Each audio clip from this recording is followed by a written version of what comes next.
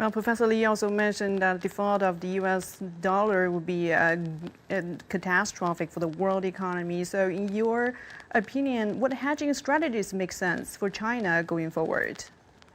Well, for China, the most important thing, I believe, is to clearly communicate China's intention, long-term intention to the U.S. counterparts, the U.S. scholars, U.S. policymakers, U.S. politicians, U.S. Financial community, that China seeks to achieve international prosperity, rather than China's own prosperity at the expense of other countries' economic prosperity. So the case point is for China to coordinate closely on the issue of the internationalization of the RMB. Okay, so I strongly hold that view, and in China, domestically, I often make that argument.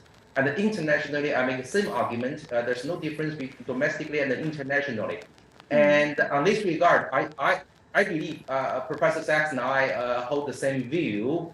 And then let me push Professor Jeffrey Sachs one step further. Okay, you argued, which I agree, that U.S. needs a reform of the campaign, a campaign reform, reducing the influence of certain groups of the society in the campaign process.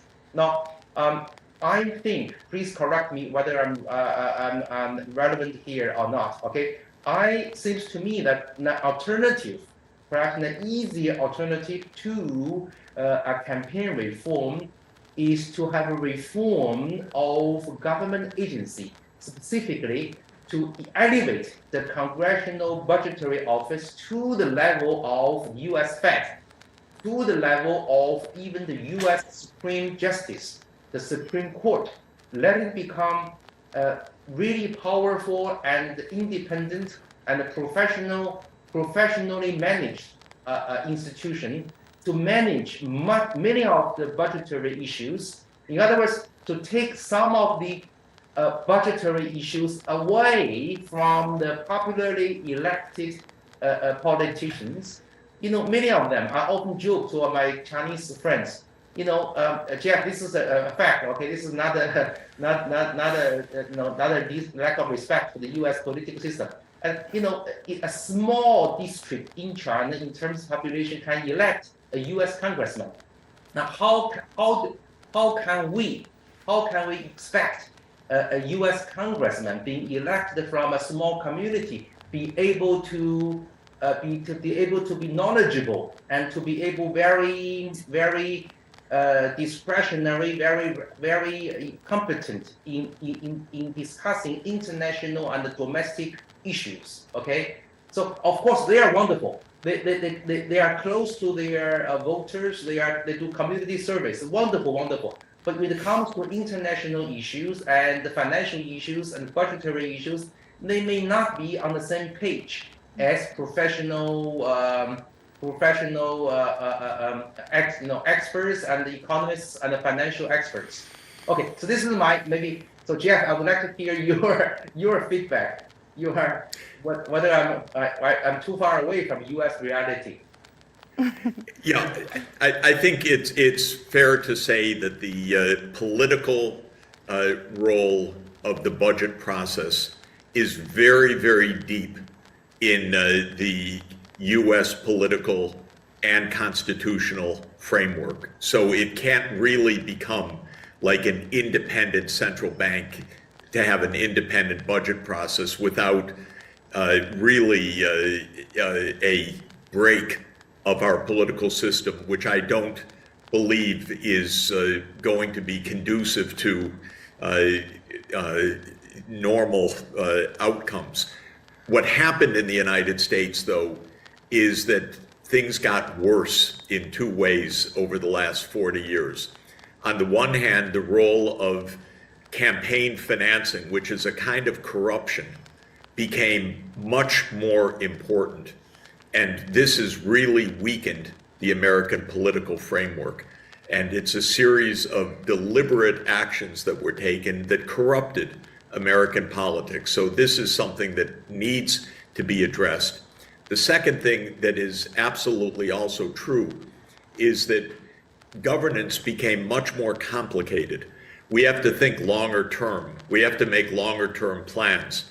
We don't have an NDRC. We don't have a National Development and Reform Commission like China that is a planning agency.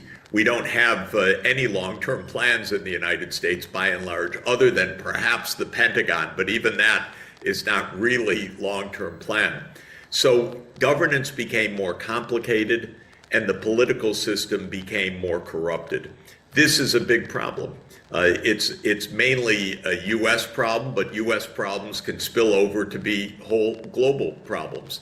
So I think we shouldn't expect fundamental dimensions of China's statecraft or US statecraft or any other country's statecraft necessarily to change, because our whole budget process is part of our political history. But we need to understand we're in a new era, that we need to be a lot more serious about how we think ahead and a lot more honest about how we make decisions for the common good. This, I would say, is the major challenge facing the United States right now. Its political system needs upgrading, but it's going to remain somehow in the longer tradition of American political history, which actually dates even from British political history. So we're kind of a child of Britain. And so our budget framework is hundreds of years in the making, but it definitely needs retuning right now. Yeah, Jeff, I remember you have been arguing this for many years, which I agree. You wrote a book which is called The Price of Civilization. Am I right in citing the book? Exactly. Thank you very much. That's a decade ago. I said exactly, we need a new budget framework. That was 10 years ago. And by the way, 3 years ago, I wrote a book called A New Foreign Policy, saying we need a new foreign policy framework that would be a lot less expensive and a lot fewer wars as well, based on cooperation of the US and China. So I think we're in the same direction very much. Very good. Thank you. Well, I think China and the U.S. certainly have a lot to communicate and learn from each other to make the world economy more stable and more prosperous. So, Professor Sachs, what is your perspective on recent developments related to currency multipolarity? For example, the BRICS are actively promoting local currency settlements, and what would be the impact on the U.S. economy? I think that the direction of multi-currency makes sense for two major reasons. One is that the United States wasn't responsible in its management of the dollar. And so many other countries are saying we can't rely on the dollar. We can't rely on it politically, and we can't even rely on it technically, because the United States has made some very major technical mistakes, for instance, the one that caused the 2008 financial crisis. So this is one reason. The second is technology.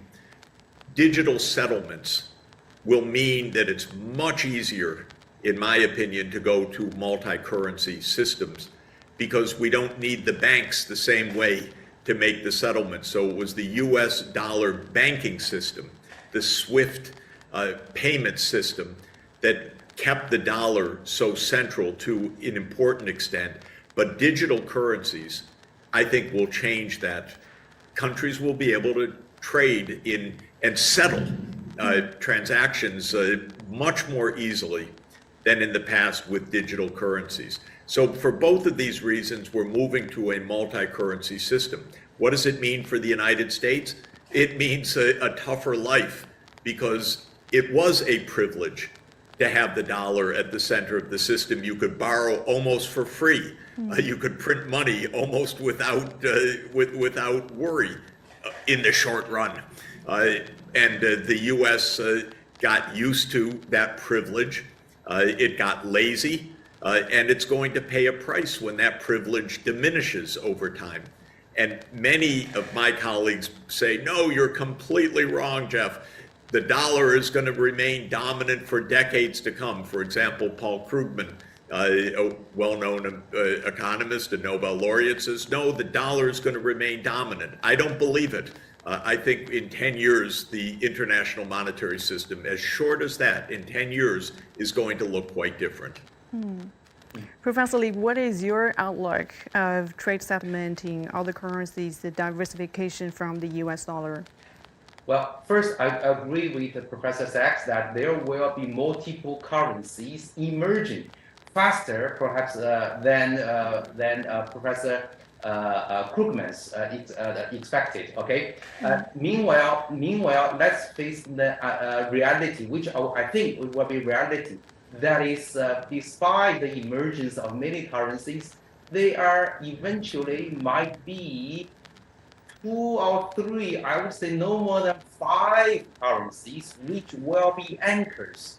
Let's call them anchor currencies. Because why? Because if you have 20 currencies in international trade, fundamentally people will have to deal with the exchange rate risks, which will become extremely difficult. So in my mind, down the road, in 10 years, maybe 15 or 20 years, there will be 3, no more than 5 anchor currencies emerging, which will have direct and very unpleasant implications for the U.S. So I do hope for the interest of the U.S. economy, for the interest of the American consumers and the investors and the companies, and also for the interest of the international economy, the world economy. Let's face the reality. Let's wake up. Let's hope the process of the transition from U.S. dollar to multiple anchor, 3 or 4 anchor currency system is not a crisis. It's not a catastrophe. So let's wake up. So Jeff, I haven't talked to Paul Krugman for many years. Next time, if I meet him, the first thing I discuss is this issue. Yes, very good.